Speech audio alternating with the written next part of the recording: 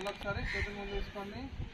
Deep breath, breath out, breath in, breath out, breath in, breath out, breath in, breath out, breath in, breath out, breath in, breath out, breath in, breath out, breath in, breath out, breath in, breath out, breathe in, breathe out, breathe in, breathe out, breathe in, breathe out.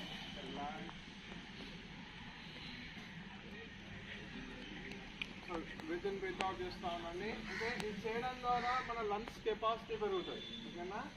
అలాగే lungs infections ఉన్నా కూడా తగ్గిపోతే infections రాకుండా ఉంటాయి.